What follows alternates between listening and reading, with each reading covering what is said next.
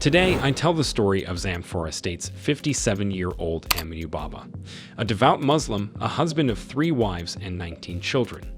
He was a businessman who dealt in the sales and renting of cars.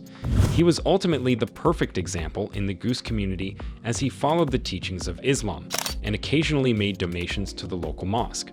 He also ran a car sales business. He almost certainly had the reputation fit for a community chief, but the year 2022 was not going to have any of that. On 28 January 2022, Aminu Baba was pinpointed in the murder and organs harvesting of a young boy called Adamu Yakubu. Yakubu had been reported missing by his father since December 12, 2021. The Zamfara Police Department found a breakthrough in the case when in early January, a construction worker found and reported a lifeless body on site. Series of search and investigation followed, and the police identified 3 teenage boys as prime suspects to the Yakubu's murder after 3 weeks. When the police stormed the homes of these boys, they were in possession of human body parts. They were arrested, and after a series of police interrogations, the leader of the group of 3, Abdul Shaker, confessed to the police and reporters that he was responsible for the murder of young Adamu Yakubu. He also revealed that he was the one who harvested Yakubu's organs and that he was hired by our very own Aminu Baba for the job. This revelation shook the whole community. Aminu Baba was later handpicked by police. According to police reports, as they went over to Aminu Baba's workplace to question him, he ran home and locked himself in his room. By the time police broke through his door, he was hiding on top of his roof, and that is where he was finally nabbed.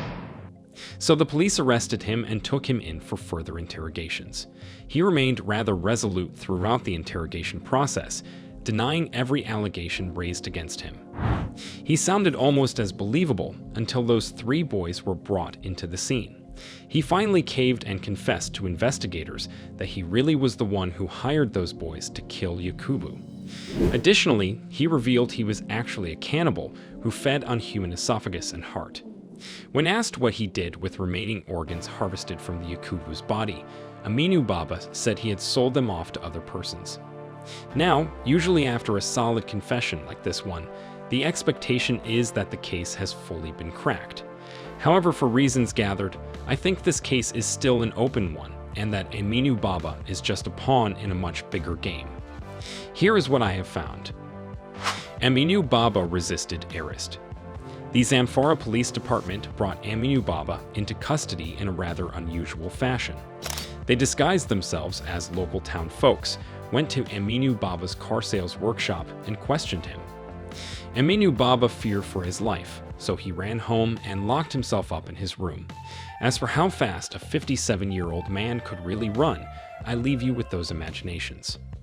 Now, it is instinctive to run in the midst of trouble or fear.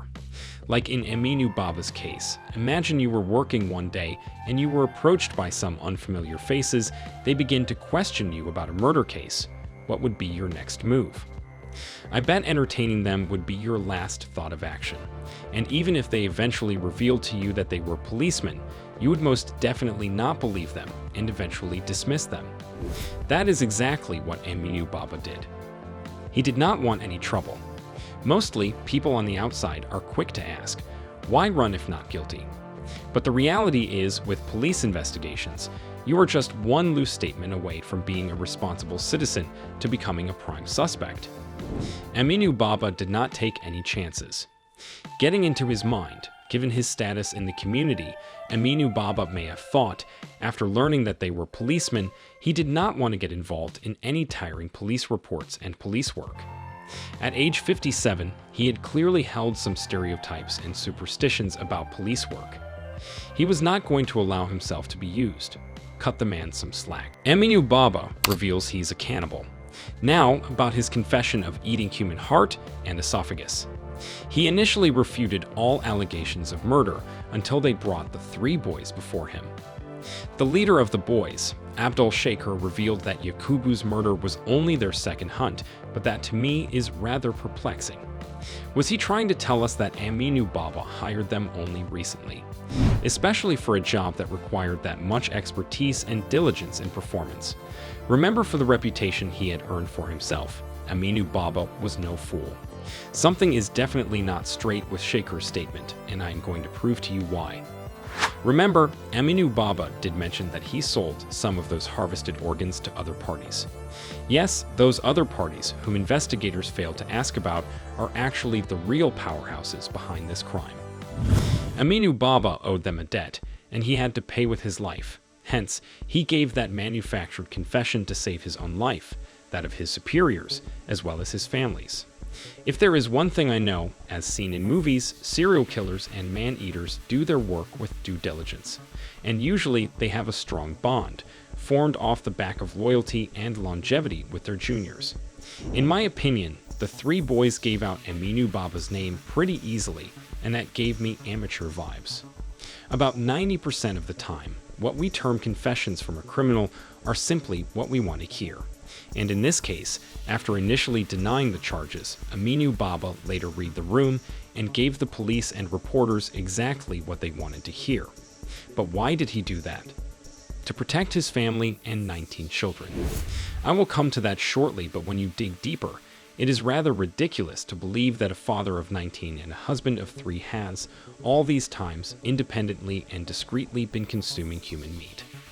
I mean, it can never sit right with me that his family, as ones that prepare his daily meals, never had any sense of doubt about whatever they usually served him. You cannot tell me he prepared his own meals too. That is dumbfounded given his nature as a busy man. Supposing the allegations of he being a cannibal were true, then somebody inside his family probably knew as well. Aminu Baba shielding his family and possibly a superior Aminu Baba's car dealership business was not really his private property. In fact, he was only a caretaker for a friend. I gather that he unfortunately contracted some bad business with a higher authority in his car dealership business, and he was most likely going to lose everything, and so he took a deal that ensured the safety and continuity of his family. This is to say, whoever higher authority Aminu Baba contracted the bad business with now had leverage on him, and so he used Aminu Baba for his dirty jobs, which included murdering young people and harvesting their internal organs. In turn, Aminu Baba's family were going to be spared. This higher authority could be a state governor, a minister of state, or even a colleague's business partner. Car dealership is definitely not a smooth ride of a business operation. We all know that by now.